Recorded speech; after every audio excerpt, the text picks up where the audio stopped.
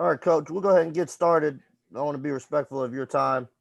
Uh, Okay. More people will get at it, but obviously want to welcome everyone in to this is number 27 of our weekly deals during this pandemic. Um, Grateful for everyone that's on. Got a really special guest tonight that doesn't need an introduction at all. Really excited to have him on with us. And so, without further ado, how we're going to do it is I'm going to turn it over to him and let him speak, and he's going to share, and then we'll open up for questions. And we'll do our questions a little bit differently tonight, but we'll get to that after Coach is done. So, without further ado, I'm going to go ahead and turn it over to Coach, Hall of Fame coach, Lefty Driesell. Thank you very much, David. And I'm glad to be able to help or do something. I don't know. I You told me to tell the people about my career, right? Well, see, I think some of you guys are high school coaches, and I started out as a junior varsity coach my first year in 1955. And I learned, I had never coached.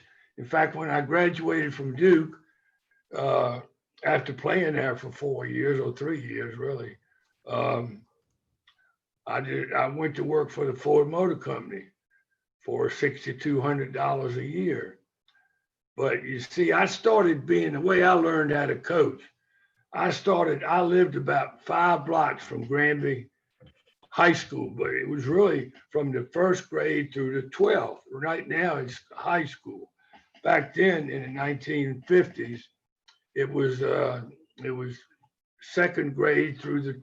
I went there from the second grade through the 12th.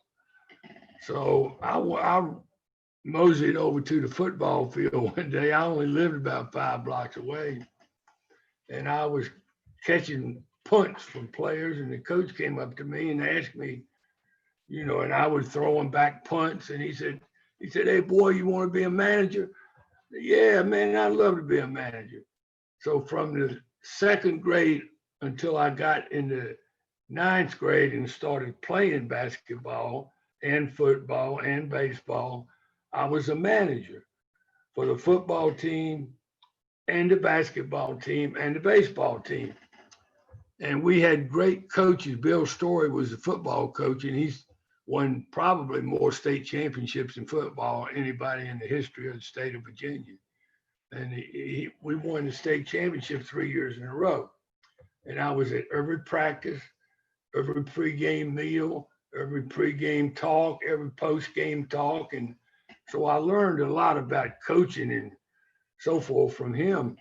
And our basketball coach was Donald Griffin. He was my high school coach later on.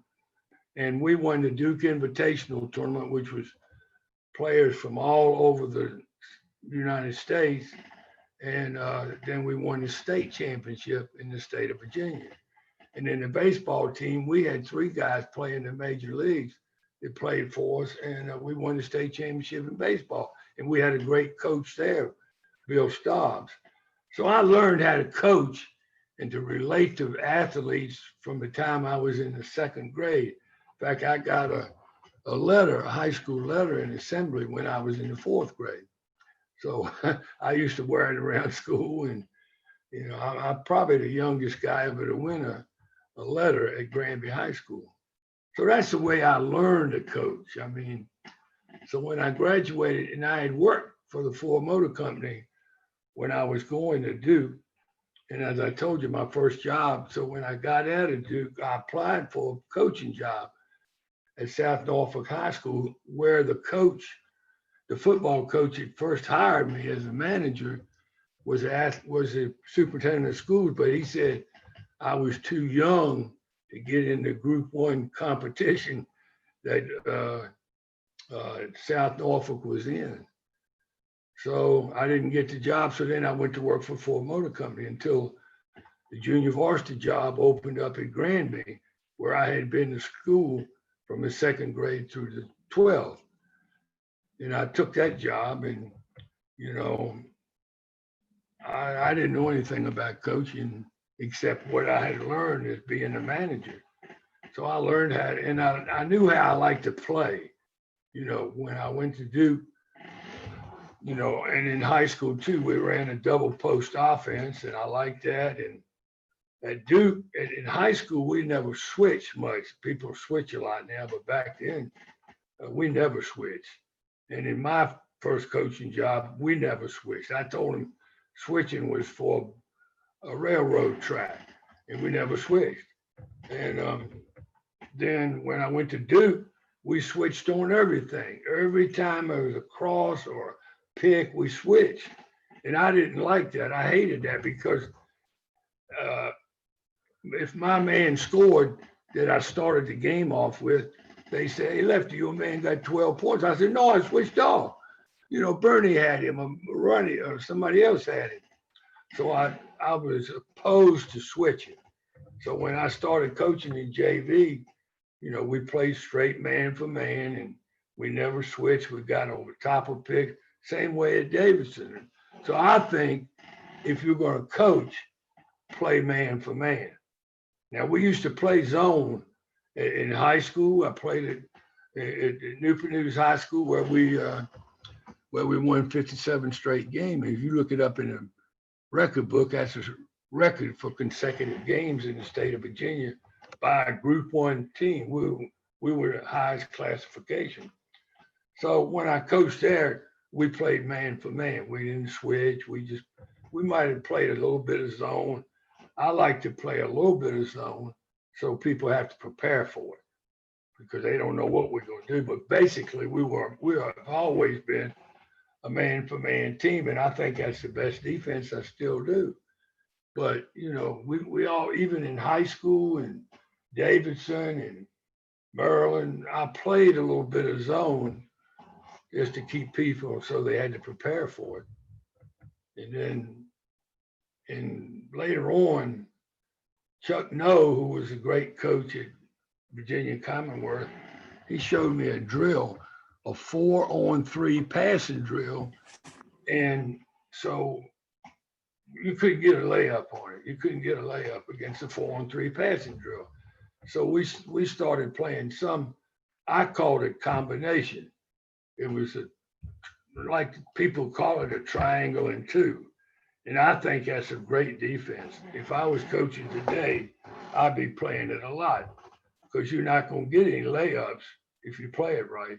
And the two best 3-point shooters are not going to get any 3-point shots. So, I played that. In fact, the year we beat Duke for the ACC championship, we played a little bit of 2-3 zone. And then at the end of the game, for about the first 2 minutes, we went to triangle and two. And they thought we were in a 2-3 zone. And we covered Johnny Dawkins and whoever else was great on that team. I forgot. And they still thought we were in a 2-3 zone, but we were in a combination. So I've played a lot of different defenses and stuff, but I always have been a man for man defensive coaching. And offensively, in high school and at Duke, we played a double post because back then, there was no such a thing as a 3-point shot. So the only way you could get a 3-point shot was try to get the ball inside to one of the postmen and hope he got fouled, which he did. In fact, when I coached in high school, I always had 2 football players that could just drop step and shoot a little jump hook, and that was my double post. And most of my career, until I got later on, that's what I always played. And we broke the NCAA percentage record twice at Davidson and once at Maryland, or vice versa, because we always got the ball inside, which they don't do that anymore. It's all 3-point shooting now. So that was the offense that I used most of the time. And like I said, we broke the 3-point, percentage record, field goal percentage record 3 times. And I've been very fortunate to have great players. 2 of my players, Buck Williams has got his jersey retired with New Jersey Nets. and Brad Davis has got his jersey retired with the Dallas Mavericks. So I've had great players. I've had good players. I haven't. People say, "Oh, Lefty's a great recruiter, great recruiter." I never out recruited Dean Smith for a player except Tom McMillan. And Tom would have gone there if he had his wishes, but his mother and dad wouldn't sign the letter of intent. So I don't know if I was a great recruiter, but I had good players. That, and I always stress fundamentals, whether I was coaching a JV team, a high school team, or a top 10 team at Maryland or Davidson. So that's sort of my career, I guess. I don't know, but my advice to you young coaches is win. You've got to win.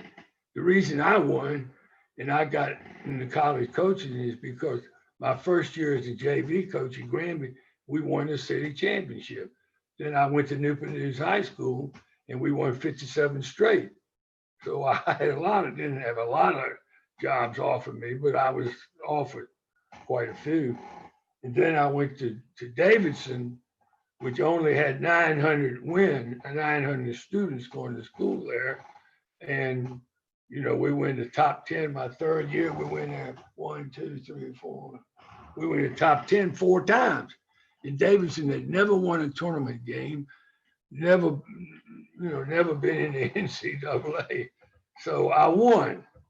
So I got a reputation that I could win. So, I probably should have done it. When I went to Davidson, they said, "We don't want you to come in and stay in a couple of years and then go somewhere else." And I said, "Okay."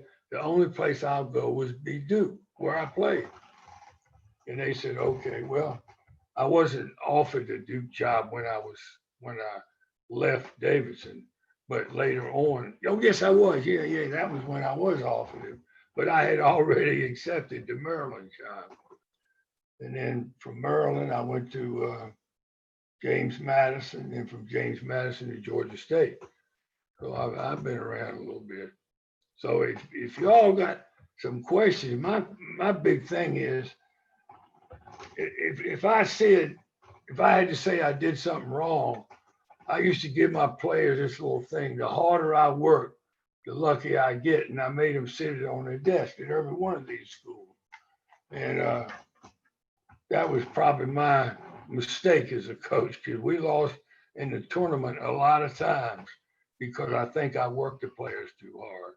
If I had it to do over again, I worked them too hard. And, but that was one of the things that I tried to get across to them. If you're going to be the best student in your classroom, you've got to outwork the other guy. Be the best basketball player in the ACC or Southern Conference or wherever you playing, you're going to have to outwork people. Michael Jordan and LeBron James, those guys didn't get there just because they were born that way. They got there because they worked hard. And, so that's be my advice: is sell your players on working hard, whatever they're doing. So I don't know. You guys might want to have some questions you want to ask me, which, that's Coach, about my life right there. what we'll do, Coach, is we'll go ahead and open up. I'll start off with the first question, but how we'll do our questions tonight is if you can send me a chat with your question, send it to me just in the chat box where your name and what your program affiliation is, and then we'll make sure that Coach can answer it. Coach, I'll have the first one. Is obviously you've coached a lot of really good players in your long career. How do you get those players to play hard and buy in and play unselfishly as a group? Well, that's a good question. I told you we worked hard. We, when we could scout, I would scout North Carolina 6 times myself. Okay, but then it got so you couldn't do that. You had to look at films. So I tried to look at more films than anybody else. And this is something that I read in I'm sorry, in not Red Auerbach's book, but somebody's book. See, when I was coaching in high school, my first job, I hired my assistant as assistant. He was a librarian. And I said, I want you to order every basketball book there is for the library so I can read them. And who am I? Adolph Rupp, I think it was Adolph Rupp's first book. He said, pick your starting team out in the summertime. You got to know. I know a lot of coaches, and they don't know who they're going to start after 2 weeks of practice. Well, I sort of tried to do that. I tried to look at films and evaluate who my starting point guard was on, my second guard, my forwards, my center. And I think the sooner you can pick out your starting five or your starting six or seven, you're better off. You know, a lot of coaches jerk them around. And, I think a guy plays harder if he knows he's going to play. And I don't know. I never let guys, whether it was 1-on-1 or 2-on-2 or 5-on-5, take a bad shot. And that's why we broke the field goal percentage record. I demanded that they take a good shot. And see, I watched the pros playing then, and all those 3-point shots they take I think about half of them are bad shots, but it counts 3 points. So we had to shoot a layup and get fouled to get a 3-point shot. And I just, I think as a coach, you got to be positive. You can't go to practice and just criticize everybody and chew them up. And if they make a mistake, so be it. I don't know if that answers it, but No, it does absolutely. Another one for you, Coach. Obviously, you've coached at several different stops. When you went into each stop, your first, I don't know, 50, 100 days, what's the biggest thing you tried to kind of accomplish in that first period, getting a new job? well, I have always emphasized defense first. So the first practice, we couldn't practice until October the 15th. So, but I wanted them to get out there and, scrimmage some and work on their own, work on the fundamentals. I was a stickler for fundamentals. My philosophy was, even when I coached in high school and college, if my players can shoot better than you, I'm going to beat you most of the time. If they can handle the ball better than you, I'm going to beat you. If they can shoot free throws better than you, I'm going to beat you. So I always emphasize in my practices fundamentals. I had ball handling, dribbling, defense, rebound, and so forth in every one of my practices, because I always felt that my players were fundamentally better than North Carolina's or Duke's or whoever we were playing. Because I emphasize fundamentals in every practice I ever conducted. All right, Coach, we got a question from Coach Darrell Robinson at Danville High School in Illinois. He says, Coach, you're recognized as the greatest program builder in the history of basketball, the first coach to win over 100 games at 4 schools. There was one thing you would want any of your former players to remember you by. What would you hope they say about you? I don't know. I learned in Adolph Rupp's first book, coaching is not a popularity contest. So they may say some bad things about me. I don't know, but they played on nationally ranked teams. Look, I had at Davidson 4 teams in the final top 10. So I've had letters. In fact, I got a couple letters recently from my ex-players saying they appreciate playing on nationally ranked teams. And at Maryland, I had 6 final top 10 teams. Davidson, I had 2 top 20 teams, and Maryland 3 top 20 teams.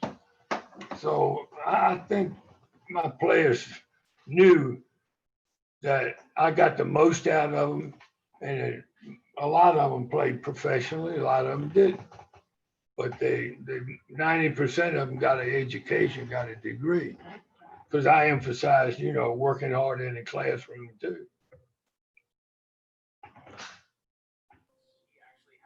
Awesome. Next question, Coach, is from Coach Cliff Warren, assistant coach at Georgia State. He wanted to make sure that you knew that Georgia State loves you. He wanted to see if you would share a great recruiting story, maybe about when you got Moses or John Lucas.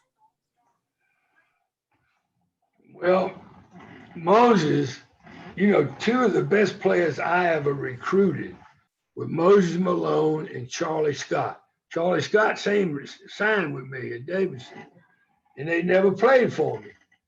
So Tom McMillan, it was just luck I got him. He wanted to go to North Carolina. He'll tell you that today. North Carolina, he had been in North Carolina's camp. That's where he wanted to go. In fact, he signed a letter of intent with Dean. But Dean made a mistake or something coming into his house saying he was going to recruit Tommy Burleson. Well, Tom didn't want to go to play with Burleson, I don't think. But he still signed with North Carolina, but it didn't mean anything back then. You could sign, but if one of your parents doesn't sign, doesn't mean anything. Well, his dad had never flown in an airplane, Dr. McMillan. He said, I'm not going to fly down to North Carolina to see you play. And he had seen him play every game he'd ever played. So, Tom signed with us. I stayed on him all summer, and his brother helped me recruit. His brother played at Maryland. So it was just luck that we got him. Moses Malone, I just started recruiting Moses a long time ago. I sent John Lucas down there to see him play. And him and Steve Shepard, I said, y'all go down there and watch him play one day. Tell me what you think. And they came back and said, Coach, that Moses Malone is the truth. We got to get him. So, luckily we did get him, but he signed with the Utah Stars before he got to Maryland. In fact, John Lucas and him, at that time, we used to get $15 a month, as players did. $15 a month they said it was for laundry. You could use it for what you wanted to. But Lucas got them all together. He said, let's give Moses all of our $15 a month, which would have been $150, $200. So I said, I don't think you can do that. I said, Coach, we're going to do it. We got to get Moses. And we did get him, but he never did come. He signed with the Utah Stars the last day. If he had waited one more day, he wouldn't have gotten in. And when I was up with him at the married with Donald Dale, who was his agent, I said, Donald, tell me the truth now. So you couldn't sign with the NBA when he was a senior. You had to play in the ABA. And I said, if he waits a year, if he just comes to Maryland for 1 year, can't he get $2 million from the NBA next year? Well, yeah, he probably can. But Moses said, I'm going to tell you a story, Coach. When I was in the 9th and 10th grade or something, he said, I used to read the Bible every morning. And I wrote a goal in my Bible when I was a sophomore that I wanted to be the best player in the country as a junior. And he was. He said, then I wrote a goal in there before my senior year that I wanted to be the first player to go pro, to go from high school right to pro. And he said, now I got a chance to do it. And that's why he did it. So that's the way I got him. But he went pro.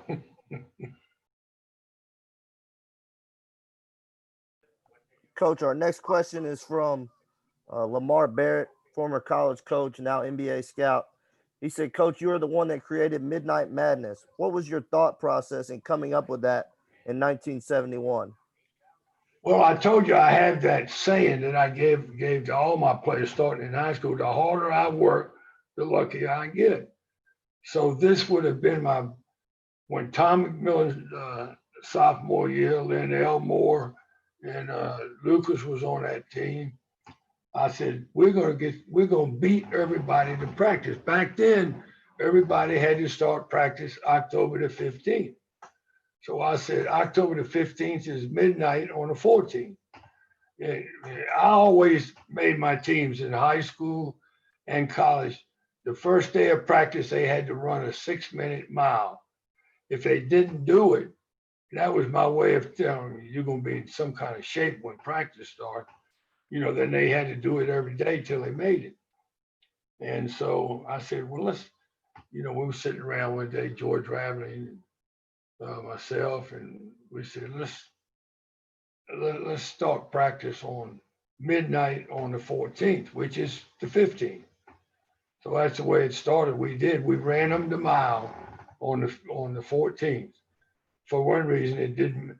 When I did it on the 15th, it messed up my first practice. This way, it didn't. So that's the way that started, and it's taken off, and a lot of people do it. Yeah, I think if I were a coach, I would have Midnight Madness because it gets your students fired up and it gets them thinking about basketball. It's in the middle of football, but I think it was I should have got a patent on it and made money because now a lot of stores, Sears or whoever, they have Midnight Madness. But that's the way it started. We just trying to get this. I said, we're going to start practice early. We're going to be the last one playing for the national championship. That's the way that started. All right, Coach. We got 2 questions left for you. And then obviously I know we'll go. This is from Cam Daly, skills trainer in Georgia. It's a 2-parter. He said, 1 was, what was your experience like at Georgia State? And 2, what was the biggest challenge of getting the inner city Baltimore kids to come to Maryland? Well, my biggest challenge at Georgia State was they hadn't won. And I needed to get players. I mean, there were some players there, but we were able to get some pretty good players. In fact, we beat Georgia twice. So, we did a pretty good job. In fact, next to last year there, we won 29 games. We were 29-5, which is the most games I've ever won in 1 year. And so Georgia State was good for me. It was great. It was downtown Atlanta. We had a small gym, and we beat Georgia in the Georgia Dome, and we beat them at Georgia. So we were pretty good. What was the other team he asked about? He wanted to know what was the biggest challenge in getting the inner city Baltimore kids over to Maryland? Well, I don't know. We got a couple from over. Larry Gibson, who was a great kid, but I don't know. I think it was partially the coaching. The name of the school over there. He wanted his players to go to Georgetown or somewhere else. And he was probably one of the main reasons. But, Ernest Graham and Larry Gibson were 2 pretty good players we got from over there. All right. The next question, Coach, is from Timothy Pete, assistant coach at Missouri Western. He said, relationships with your players and delegating to your staff. How did you build those guys' trust, obviously before your resume and accomplishments spoke for themselves? Well, what I did, we had back then had 14, 15 players, right? And when I started out at Davidson, I had 1 assistant coach. And then I got Terry Holland. He played for me at Davidson, was a great player, and should be in the Hall of Fame. But he went through the Final Four twice, Coach Ralph Sampson. And so I don't know what the question, I forgot what the question was. How did I get my assistant coaches involved? I gave each assistant coach like 3 players that they were responsible for, making sure they went to class, making sure they behaved themselves, making sure they pass their schoolwork. And so the assistant coaches each had 2 or 3 players that they were responsible for. Of course, I was responsible for all of them, but that's the way I busted up. And I also, for my assistant coaches, I would give each coach about 4, 5, 6 states. And I said, I want you to find out who the best players are in those 6 states. And then those we would pick out who we want to recruit. That's another thing I did in recruiting that's different from a lot of people. I recruited a lot of people. And I recruited all the great players in the country because I figured, you know, if I recruit enough people, there'll be one kid that wants to come to Davidson, which was a small academic school, or to Maryland, which was right in the nation's capital, or Georgia State, which was in Georgia, in Atlanta, Georgia. So I think if you recruit a lot of players, you're gonna find somebody who wants to come. Not rather than now Dean Smith and Mike Krzyzewski, they recruit 5 or 6 players, hope they'll get 2 or 3 of them. But I never did it that way. I recruited a lot of players. All right, Coach. This one is from Coach Tiger Aldrich, assistant coach at Brunswick. He actually played at UNC Wilmington when you were at JMU. His question is how are you able to get so many talented players to come to JMU, especially in the transfer? You got a lot of transfers to come there from the ACC and the SEC. Well, back then it was hard to get transferred. They had to sit out a year. And I think a lot of them came there because I had been successful at Davidson and Maryland, and JMU was a good school, good academic school, and they've got a new gym now, and I think that'll really help their recruiting, or a new field house, whatever you want to call it. Awesome. Well, Coach, man, I appreciate you coming on with us tonight. Obviously, I know it's getting close to your time. I want to thank your grandsons, Pat and Mike, for helping me have you on. I know every coach that's watching this now and that will watch later on is going to get something from it. Do you have any closing thought you want to leave, Coach? No, like I said, you better win. You got to win. I'm sure that I worked harder as a coach than anybody. I watch more films, went to see more games. My practices were playing right to the minute. And I had another thing that I gave to all my players. This is the beginning of a new day. God has given me this to use as I will. I can waste it or use it for good. What I do today is very important because I'm exchanging a day of my life for it. When tomorrow comes, this day will be gone forever, leaving something in its place I've traded for it. I want it to be a gain, not a loss, good, not evil, success, not failure, in order that I shall not forget the price I paid for it. I'll tell you another thing. If you're going to coach, you're going to lose sometime. I mean, I won a heck of a lot. I won 786 games in college and 100 and lost 10 in high school. But I lost some games. I lost the year that NC State won the national championship. We lost to them in overtime by 1 point. And we didn't even get to go to the NCAA because only one team from the conference wins. So my idea is, and I had a saying, people have always asked me, how did you accept losses? And in the Bible, in Corinthians, it says, unto thee all things are possible. However, thy will, not my will, be done. So whenever I lost or won, I gave God credit for it. If we lost, I said, that's what he wanted me to do. Because I knew I'd worked as hard as I could to win. And we lost. It must have been God's will that we lost. That's the way I handle losses because I had to forget it and get ready for the next game. Awesome. Coach, before you run real quick, I just wanted to recognize also on with us tonight is Coach Tick Price. Coach, I didn't know if you wanted to say anything or if you were just soaking up all the gems that Coach was dropping, but I did want to recognize you for being on here. Thank you, David. I've been an admirer of Coach Driesell for many, many years. I was a young assistant coach. You remember, Coach, you had Julius Smith and Chuck. And you guys were really getting it done at Maryland and JMU, Georgia State. I would often talk to Julius. He told me one time y'all had a meeting. It was Julius, Chuck, and I want to say Chancellor was on your staff.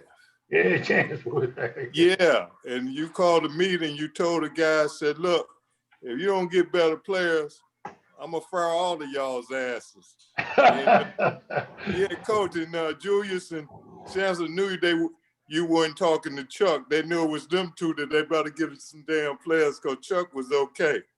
And I know you got many, many stories, many memories, but I wanted to tell you how much I enjoy watching your teams play. You're a coach. And look, why does Mike Krzyzewski win every year? He got the best players. Why does Dean Smith win every year? He got the best players. Whoever's got the best players gonna win. I'm gonna beat you. I gotta have better players. So, and, you know, that's I don't know if I was right or wrong, but I hired a lot of my assistant coaches because I thought they could get me better players. Well, Coach, it's good to see you. I enjoyed all your remarks and all the nuggets you dropped for these young assistant coaches. Give my best to your family and say hello to Chuck for me. Okay, I sure will, Coach. Awesome. Thank you, Coach Price, for coming on. And Coach, I just, again, want to thank you for giving up some of your evening with us. Again, want to thank your grandsons, Pat and Mike, for helping me out.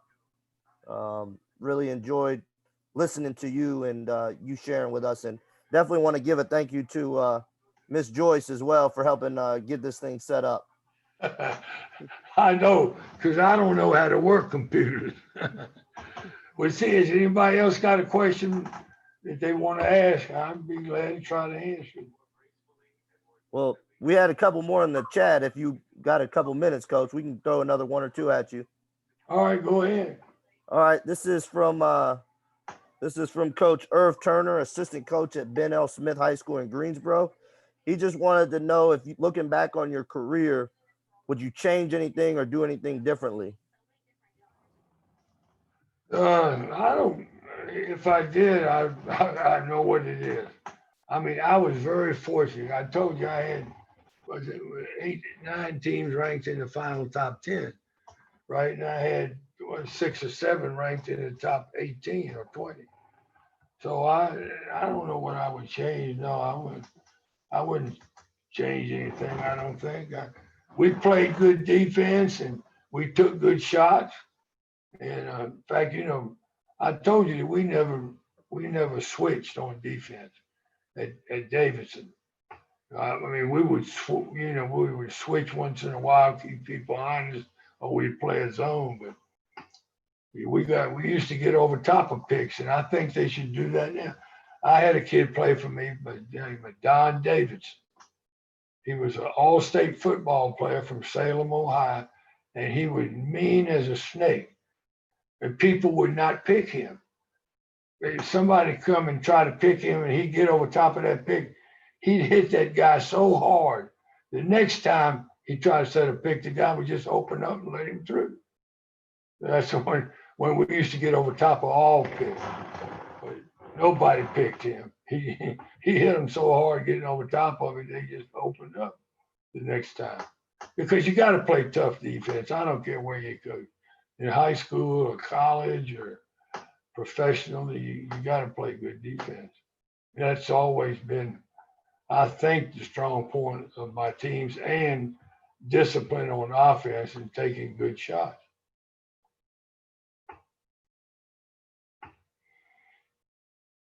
Awesome. Well, Coach, again, that's pretty much all the questions that we had. Again, I can't thank you enough for giving up some of your evening to spend with us, and You're welcome. Glad to do it. hopefully it was beneficial for you, and you enjoyed it. Yeah, I enjoyed it a great deal. I just hope it helped some of these young coaches that are trying to get ahead. But like I say, just win, but don't cheat. You know, like in Corinthians in the Bible, I'm a religious man.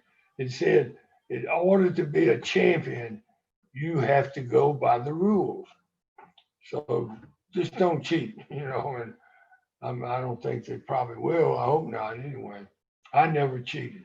I couldn't, I couldn't live if I cheated. I couldn't enjoy a win.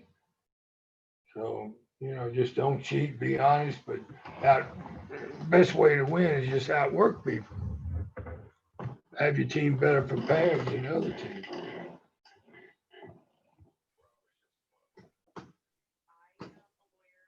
Definitely. Coach, we did have one more question. This came in late. This is from Tyser. He wanted to know which grandson is the best coach. See, he's nuts, Todd. Oh, well, look, if I said you, I make the rest of them mad. A lot of people ask me who's the best player I ever coached, and I won't say because if I say Mike Malloy was the best, or Fred Hetzel was the best, or Albert King, or Leonard Bias, or somebody, then it's going to make all the rest of them mad. But that sounds like something Ty would ask.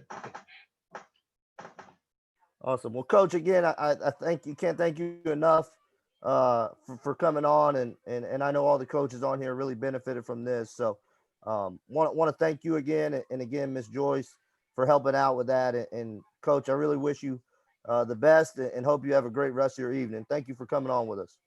Okay, thank you for inviting me.